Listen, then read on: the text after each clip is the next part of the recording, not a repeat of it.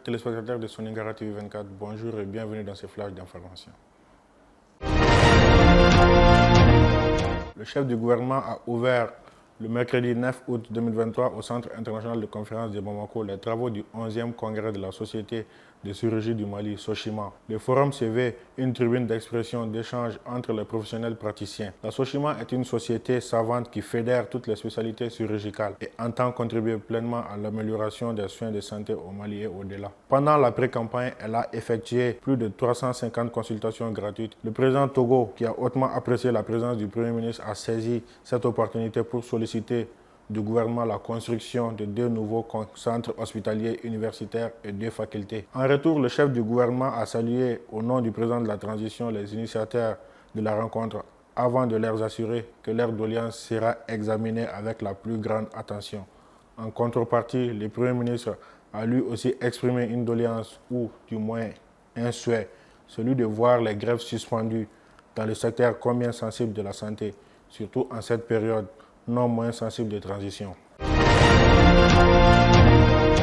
Le ministre de l'Administration territoriale et de la décentralisation a organisé le mardi 8 août une réunion de concertation avec les partis politiques. Le but de cette réunion était de discuter de la poursuite de la transition et du calendrier initial qui a connu des changements. Les parties prenantes ont convenu de prolonger la transition de 3 à 18 mois. Cette décision a été prise en raison de la complexité des défis auxquels le Mali est confronté, notamment la crise sécuritaire, la crise économique et la crise sanitaire. La prolongation de la transition permettra au gouvernement de mettre en place des réformes nécessaires pour stabiliser le pays et créer les conditions d'un retour à l'ordre constitutionnel. Les partis politiques ont également exprimé leur soutien au gouvernement dans ses efforts pour lutter contre le terrorisme et la corruption. Ils ont également appelé le gouvernement à s'engager dans un dialogue inclusif avec toutes les parties prenantes, y compris les mouvements armés, afin de trouver une solution durable au conflit. La réunion du cadre de concertation a été un succès et a permis de définir une feuille de route pour la poursuite de la transition. La prolongation de la transition est une décision difficile, mais elle est nécessaire pour garantir la stabilité du Mali et la réussite de la transition.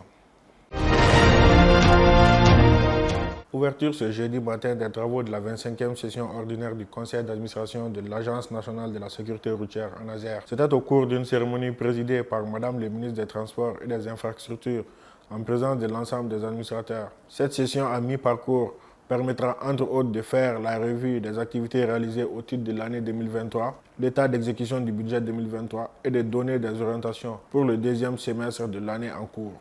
La cérémonie d'ouverture des travaux a été marquée par une seule allocution, celle de Madame le ministre Dambélé Madina Sissoko, présidente du conseil d'administration de l'ANASER. Dans son intervention, elle a souligné que sur 44 programmes en 2023, 20 ont été totalement exécutés, 19 sont en cours d'exécution et 5 activités n'ont pas été exécutées. Sur le plan financier, le ministre Madina Sissoko a déclaré que sur une prévision budgétaire totale de 2 869 651 1588 francs CFA, l'ANASER a perçu des recettes d'un montant d'1 662 871 674 francs CFA, soit un taux de recouvrement de 57,95% pour le premier semestre 2023. Quant aux dépenses, elles ont été exécutées à hauteur de 47,43%. La présidente du conseil d'administration de l'ANASER a aussi informé l'assistance de l'organisation de l'atelier de validation des statistiques d'accidents de la circulation routière de l'année 2022. Ainsi, 8189 accidents de la route ont été enregistrés, ayant entraîné 8297 blessés et 684 tués. On note une régression du nombre de victimes d'accidents par rapport aux statistiques de 2021. Pour Madame le ministre des Transports et des Infrastructures, cette baisse des chiffres de l'accident doit stimuler les efforts de lutte contre les fléaux de l'insécurité routière qui continuent d'endeuiller nos familles et d'invalider nos populations. Mesdames et messieurs, c'est la fin de ce flash d'information. Merci de l'avoir suivi et à très bientôt sur Soningara TV 24.